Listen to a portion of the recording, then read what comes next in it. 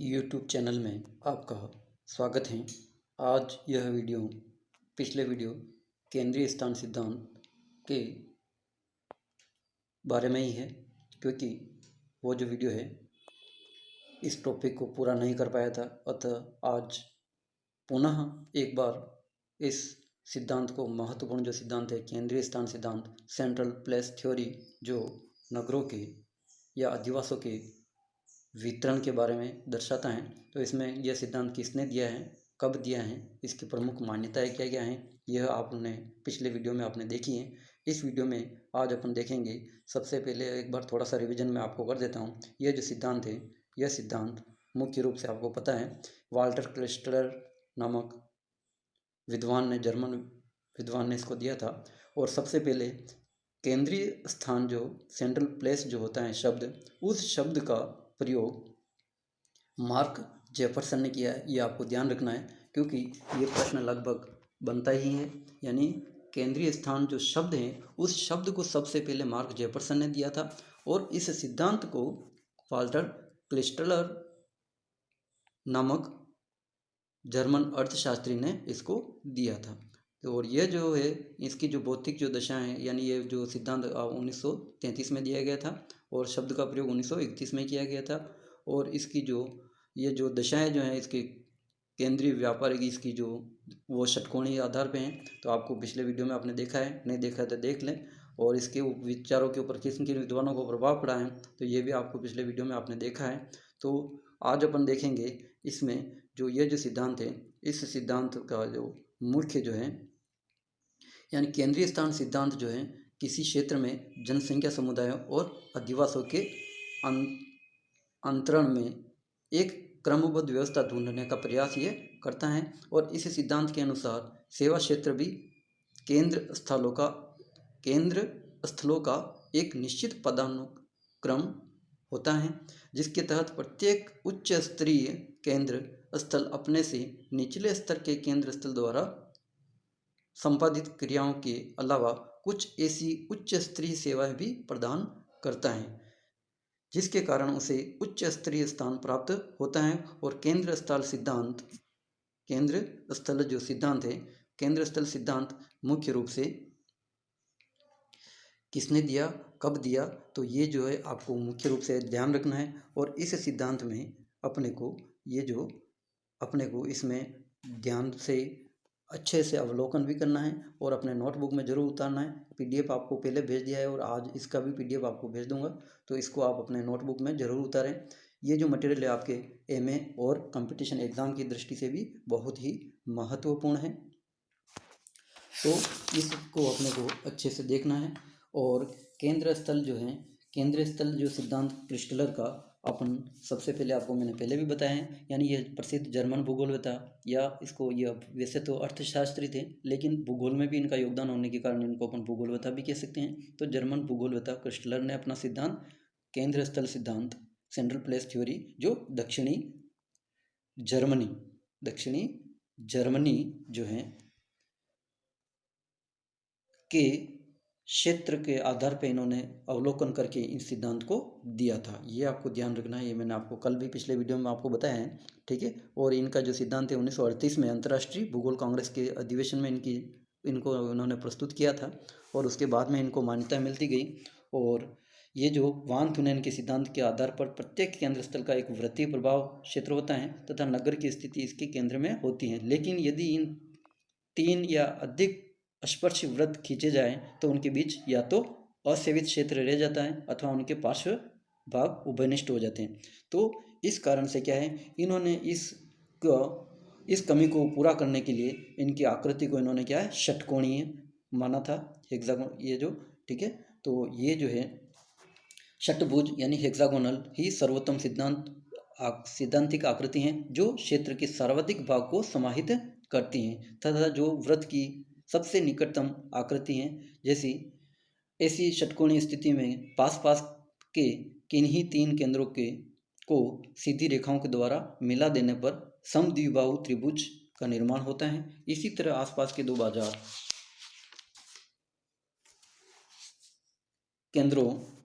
बाजार केंद्रों के चारों ओर के उभयनिष्ठ भागों को न्यूनतम प्रयास अर्थात न्यूनतम दूरी अथवा परिवहन मूल्य के सिद्धांत के अनुसार दो समान भागों में विभाजित करने पर भी षट्भुज की आकृति निर्मित होती हैं। चित्र में आप देख सकते हो, ठीक है। ये जो है इस प्रकार से, ये जो आपने पूर्वा, बाजार, काउंटी शहर, काउंटी नगर यानी कैडेस्ट्रल आदि के बारे में आपने पिछले वीडियो में देखा है। और ये जो आकृतियां हैं किस प्रकार से बनती हैं, तो ये जो बी, सी और डी, ये जो चारों जो डायग्राम है, इन चारों डायग्राम को अच्छे से अपने नोटबुक में उतार लेना है। यानी 6 जो केंद्र होते हैं चारों ओर उस मुख्य केंद्र के, तो उस प्रकार से उनको आपस में मिलाने से किस प्रकार से षटकोणीय जो आकृति बनती है, षटभुज, जिसको ये जो सेवा क्षेत्र के रूप में इनको प्रमुख रूप से माना है क्रिस्टलर ने। तो केंद्र स्थान के जो इन्होंने जो मान दिए केंद्र स्थलों का जो के मान, जो ये बहुत ही महत्वपूर्ण है। और इस के मान के द्वारा ही इस सिद्धांत को मुख्य रूप से समझा जा सकता है। तो के मान जो है इन्होंने मुख्य रूप से यानी एक केंद्र स्थल द्वारा उनके बाजार क्षेत्र में स्थित अथवा उनके द्वारा सेवित निम्न स्तरीय केंद्र स्थलों की संख्या को के मान कहा जाता है। ये अपने को ध्यान रखना है। यानी एक केंद्र स्थल द्वारा उनके बाजार क्षेत्र में स्थित अथवा उनके द्वारा सेवित निम्न स्तरीय केंद्र स्थलों की संख्या को के मान कहा जाता है। इस प्रकार के मान किसी क्षेत्र में किसी बड़े स्तर के केंद्र स्थलों और उनके उससे निचले स्तर के केंद्र स्थलों के मध्य के अनुपात का द्योतक है। ये अपने को ध्यान रखना है, क्योंकि के वैल्यू जो है वो के वैल्यू इस सिद्धांत में मुख्य रूप से इन्होंने 3 बताई हैं, यानी K3, K4 और K7, ठीक है। तो ये जो है मुख्य रूप से अपन आगे अभी देख रहे हैं, ठीक है। क्रिस्टलर के अनुसार किसी क्षेत्र के सबसे छोटे केंद्र स्थल पर जितने अधिवास निर्भर होते हैं वही उस पदानुक्रम का के मान होता है। इसे निम्न सूत्र द्वारा ज्ञात कर सकते हैं या किया जा सकता है। के बराबर टी माइनस पी और T1 बटा P1, यानी के क्या है केंद्रीयता का घातांक है और टी क्या है केंद्र स्थलों के टेलीफोन की संख्या और पी केंद्र स्थल की जनसंख्या को दर्शाया गया है, ठीक है। इस प्रकार ये जो डायग्राम है नीचे इसमें आप देख सकते हैं, यानी इन्होंने ये जो षटकोणी जो आकृति है वो क्यों बताई, ठीक है। तो इसमें जो जैसे पास में जो ये वृत्त अपन बनाते हैं केंद्रों के, तो ये जो बीच में आपको दिखाई दे रहा है ये जो भाग है ये क्या या तो ओवरलोपित हो जाते हैं, यानी एक दूसरे का के उस क्षेत्र के ऊपर ये इनका भी प्रभाव रहता है। तो इसी प्रकार से या फिर दूर बनाते हैं तो इसके बीच में ये जो क्षेत्र है यहाँ पे कुछ क्षेत्र रिक्त स्थान यानी बच जाता है, जो कहीं किसी केंद्र द्वारा इसकी यहाँ पे सेवा प्रदान नहीं की जाती है। इस कारण से इन्होंने क्या है केंद्र स्थलों को वृत्तीय क्षेत्रों का इन्होंने जो अतिव्यापन ए में दिखाया गया है और बी में क्या बताया गया असेवित यानी असेवित क्षेत्र, और तीसरा है षटभुजी जो आकृति विन्यास जो है इसमें क्या है न कोई क्षेत्र बचता है और न कोई एक दूसरे का अधिग्रहण यानी एक दूसरे क्षेत्र का अधिग्रहण करता है। इस प्रकार से षटकोणी जो भुजा जो है उसके आधार पे किसी केंद्र के चारों ओर जो उसके सेवित क्षेत्र का विस्तार पाया जाता है, ऐसा इन्होंने क्रिस्टलर के अनुसार इन्होंने बताया है। और ये टेबल आपको कल भी मैंने बताई थी। इस टेबल में जो है कौन सा जो केंद्र जो है वो कौन सा जो केंद्र है वो अपने को कितने जो केंद्रों की जनसंख्या और कितने केंद्र होते हैं और उनके बीच में जनसंख्या कितनी होती है और उनका कुल क्षेत्रफल कितना होता है, तो ये आपने पिछले वीडियो में भी देखा है। इसमें भी आप देख सकते हो। ये जो आपको अच्छे से अपने टेबल नोटबुक में उतार लेनी है। और प्रशासनिक राजधानी केंद्र, लघु प्रांतीय, जिला नगर, काउंटी नगर, कस्बा नगर, बाजार, पूर्वा आदि के जो बीच दो केंद्रों के बीच की जो दूरियाँ हैं वो भी इसमें दर्शाई गई हैं। और इनकी जनसंख्या, केंद्रों की जनसंख्या, सेवा क्षेत्रफल, वर्ग, ये जो किलोमीटर में जनसंख्या आदि के बारे में इनमें इस टेबल में बताया गया है। यानी टी क्या है यहाँ पे टेलीफोन की संख्या एवं पी बराबर क्षेत्र की जनसंख्या के बारे में बताया है। और तो क्रिस्टलर के जो अनुसार हैं क्रिस्टलर के अनुसार किसी भी क्षेत्र के समुच्चय पदानुक्रम के लिए एक स्थिर यानी फिक्स्ड यानी अचर कांस्टेंट जो मान है यानी के का मान होता है, अर्थात एक पदानुक्रम की किसी भी दो श्रेणियों के केंद्र स्थलों और उनके प्रदेशों के मध्य एक अपरिवर्तित के मान पाया जाता है। ये क्या होता है? अपरिवर्तित के मान पाया जाता है। इसी कारण क्रिस्टलर के सिद्धांत को स्थिर के सिद्धांत यानी फिक्स्ड के थ्योरी के नाम से भी जाना जाता है। ये अपने को ध्यान रखना है। कभी कभी ऐसा भी पूछ लें कि यानी स्थिर के सिद्धांत किसने दिया, तो ये अपने को मुख्य रूप से ध्यान रखना है। यानी स्थिर के सिद्धांत के रूप में भी इसको क्रिस्टलर के सिद्धांत को जाना जाता है, क्योंकि यह अपरिवर्तित के का मान इन्होंने बताया है। ठीक है, के की वैल्यू यानी वो फिक्स्ड यानी कांस्टेंट के वैल्यू है।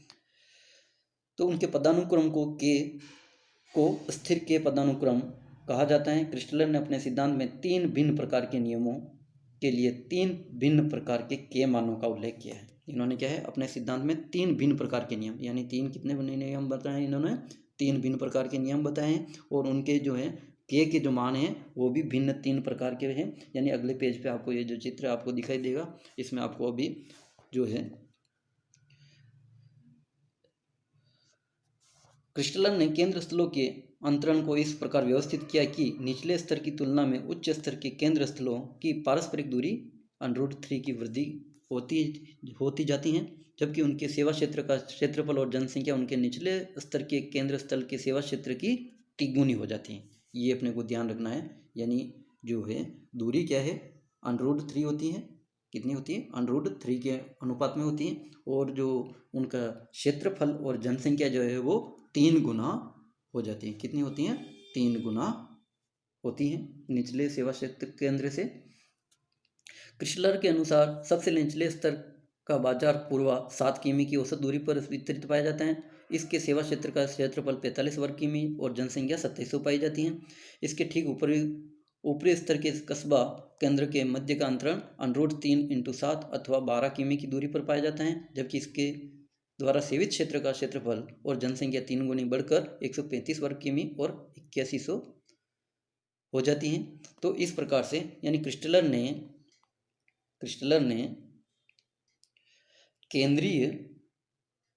क्या है, केंद्रीय स्थलों में उपलब्ध केंद्रीय सेवाओं को प्रशासन, सांस्कृतिक, स्वास्थ्य, सामाजिक सेवा, आर्थिक एवं सामाजिक जीवन का संगठन, व्यापार, राजस्व, उद्योग, श्रम बाजार का संगठन और यातायात से संबंध माना है। और उन्होंने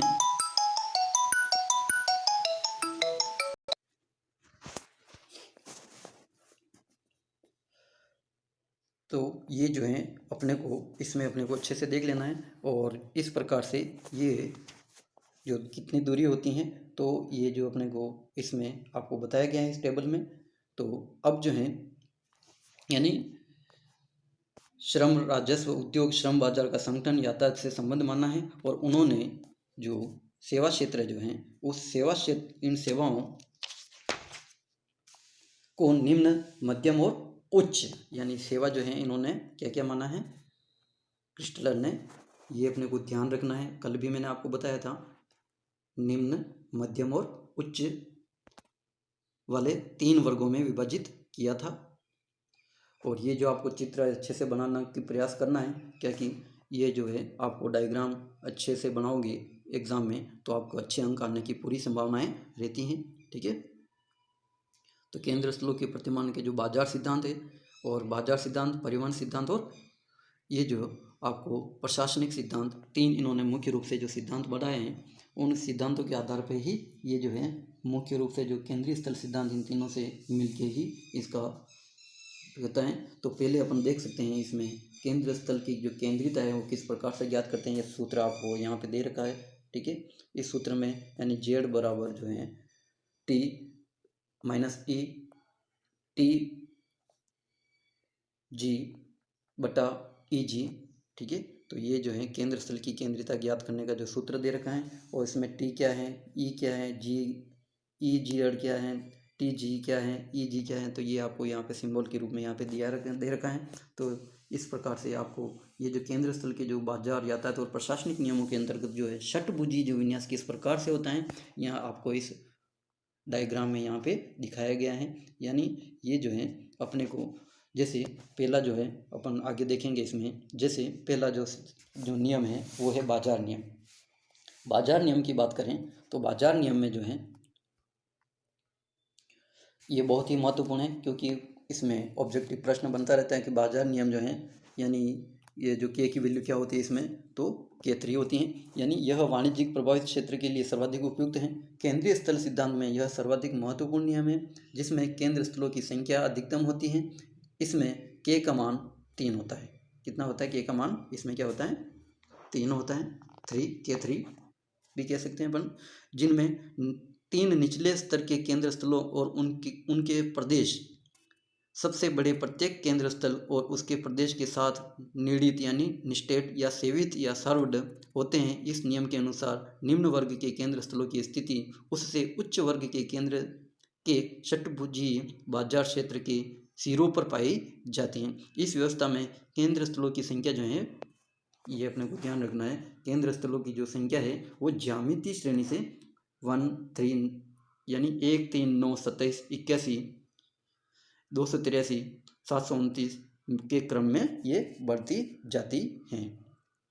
ठीक है, यानी इसमें जो है, जैसे ये जो आप इस डायग्राम में देख सकते हो यहाँ पे, ठीक है, ये जो अपने को जैसे मुख्य जो एक बड़ा जो केंद्र होगा, उस मुख्य केंद्र की से जस्ट जो छोटे आकार के जो केंद्र होंगे उसके चारों ओर क्या होंगे, वो 6 केंद्र होंगे। तो 6 केंद्र की जो है वो क्या है, उनके सिरों के ऊपर स्थित होंगे, वो जो षटकोणीय जो भुजाओं के। तो यानी ये जो है यहाँ पे जो है, ये मुख्य जो बीच वाला जो केंद्र है, ये यहाँ पे ये जो बीच वाला जो केंद्र है, ये उसके चारों ओर के जो 6 जो केंद्र हैं, उन 6 केंद्रों की 1/2 जनसंख्या की सेवा ये करता है। इस प्रकार से 6 के जो 1/2 यानी ये 3 केंद्र होंगे। ठीक है, और 3 केंद्र जो होंगे, तो इस प्रकार से ये जो 1 3 9 27 के क्रम में ये बढ़ते जाते हैं। ठीक है, यानी 1/3 उसकी से जनसंख्या जो है उसका ये सेवित करते हैं। तो इस प्रकार से ये जो इनका जो 6 का जो है 2 हुआ और एक खुद केंद्र, तो इस प्रकार से ये जो है इनके जो कुल जो K की वैल्यू जो आ जाती है वो कितनी आती है, K3, यानी उसके जो 6 जो केंद्र हैं चारों ओर, उनके जो कुल जो जनसंख्या है उसका 1/3 जो भाग है उसकी ये सेवा प्रदान करता है उनको। और तो 6 जो केंद्र हैं उस प्रकार से वो टोटल कितने हो गए जाते हैं, इस मुख्य केंद्र के अनुपात में देखें तो वो हो जाते हैं 2 और एक खुद जो मुख्य जो केंद्र है, तो इस प्रकार से K की वैल्यू जो आ जाती है वो कितनी आ जाती है, 3। ठीक है, तो ये अच्छे से अपने को समझ लेना है। दूसरा जो नियम है, दूसरा नियम क्या है इसमें, यातायात नियम।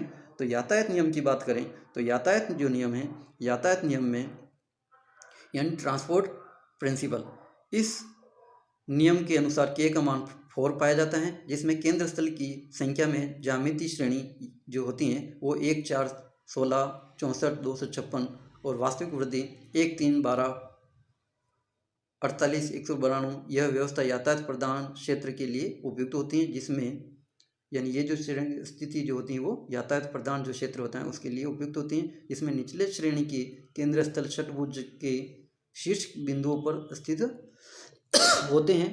परिणाम स्वरूप 6 केंद्र स्थलों में से प्रत्येक के प्रदेश में आधा भाग बड़े केंद्र स्थल के सेवा क्षेत्र के अंतर्गत आता है। इसमें क्या है, वो जो केंद्र जो होते हैं सिरों पर जो स्थित होते हैं, तो उसमें क्या है उसकी आधी जनसंख्या को ये सेवा प्रदान करते हैं। तो आधी को 6 को प्रदान करेंगे, इसका मतलब हो गए टोटल 6 के आधे 3 और एक जो मुख्य जो केंद्र है, इस प्रकार से K की वैल्यू हो जाएगी 4। यानी परिणाम स्वरूप 6 केंद्र स्थलों में प्रत्येक के प्रदेश का आधा भाग बड़े केंद्र स्थल के सेवा क्षेत्र के अंतर्गत शामिल होता है तथा उसके द्वारा सेवित क्षेत्र या सेवित केंद्र स्थलों की संख्या 6/2 बराबर 3 प्लस 1 जो मुख्य जो केंद्र है बराबर हो जाता है K की वैल्यू 4 हो जाती है। और तीसरा जो मुख्य जो नियम है प्रशासनिक नियम, एडमिनिस्ट्रेटिव प्रिंसिपल। तो इस नियम के अनुसार अपन देखें तो प्रशासनिक नियम में, इस नियम में K का मान जो होता है वो 7 होता है, ये अपने को अच्छे से ध्यान रखना है। उसमें K का मान कितना होता है, 4 होता है, ये आपको ध्यान रखना है यातायात नियम में। और प्रशासनिक नियम में होता है K का मान 7 होता है और बाजार नियम में K का मान 3 होता है। ये जो है कंपटीशन एग्जाम में महत्वपूर्ण है, पूछते रहते हैं, तो ये अपने को ध्यान रखना है। यानी K3 क्या है, तो बाजार नियम, और K4 क्या है, यातायात नियम, और K7 क्या है, प्रशासनिक नियम। तो प्रशासनिक जो नियम होता है उसमें क्या प्रशासनिक क्षेत्र का क्या है, विभाजन नहीं किया जा सकता है। और ये सेवा का, तो वो क्या है, वो जो मुख्य जो केंद्र होता है उसके चारों ओर जो 6 जो केंद्र हैं, उन सभी जो 6 केंद्रों की संपूर्ण प्रशासनिक सेवा उनको प्रदान करता है। तो इस प्रकार से 6 केंद्र वो हो गए और एक मुख्य केंद्र हुआ। इसका मतलब टोटल जो K की वैल्यू हो जाती है वो कितनी हो जाती है, 7 हो जाती है। तो इसमें अपन देखेंगे तो यानी इसमें केंद्रों और प्रदेशों की कुल संख्या, केंद्रों और प्रदेशों की कुल संख्या 1:7:49:343 के अनुपात में बढ़ती है। यह नियम प्रशासकीय नियंत्रण वाले क्षेत्रों के लिए उपयोगी होता है, जिसमें छोटे स्तर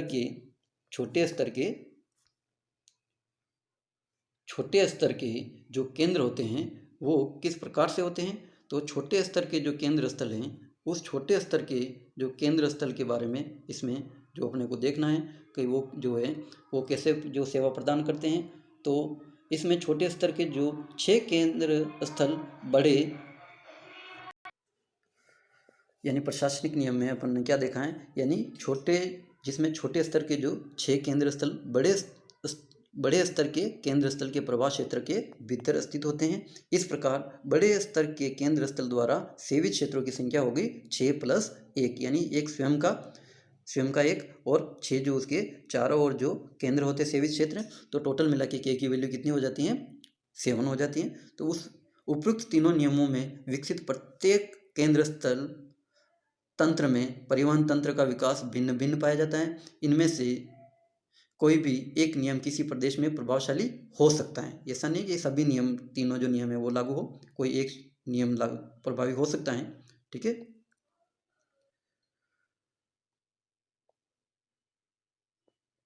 इस प्रकार अपन देखेंगे तो इसमें कोई भी एक नियम प्रभावशाली हो सकता है, अथवा तीनों का समन्वित रूप यानी मिला जुला रूप भी इसमें पाया जा सकता है। परंतु इनमें बाजार नियम प्रमुख है, यानी जो इनमें जो है बाजार नियम क्या है वो प्रमुख है। ठीक है।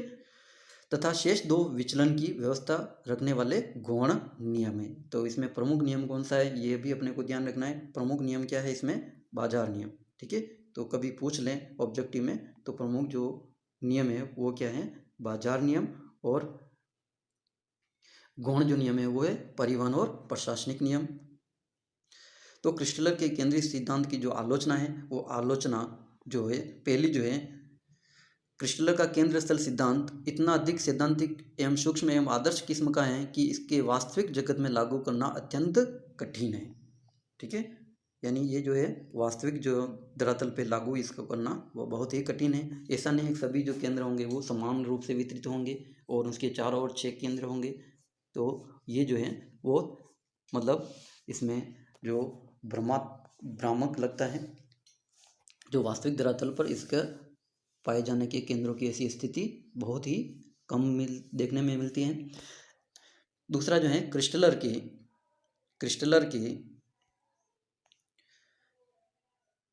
के अनुपात में और संबंध वास्तविक क्षेत्र अनुभव पर आधारित न होकर के वैचारिक मान्यताओं से अधिक प्रभावित हैं। डॉक्टर ई उलमैन के अनुसार स्थानीय विशेषताओं के कारण केंद्र स्थलों के वितरण की यह योजना लागू नहीं हो पाती है। तीसरी जो है औद्योगिकरण जैसे महत्वपूर्ण कारक सिद्धांत से भिन्न केंद्र स्थलों के प्रतिरूप का निर्माण करते हैं, और कुछ औद्योगिक नगरों में तो केंद्रीय कार्यों का विकास काफ़ी बाद में देखा जाता है। इस तरह भूमि के उपजाऊपन, कृषि के प्रकार, कृषि की गहनता, धरातलीय दशाओं, सरकारी संगठन आदि का भी केंद्र स्थलों के तंत्र के विकास में महत्वपूर्ण योगदान होता है। तो ये इन्होंने क्या, ये जो इसके ऊपर मुख्य रूप से इन्होंने ध्यान नहीं दिया था।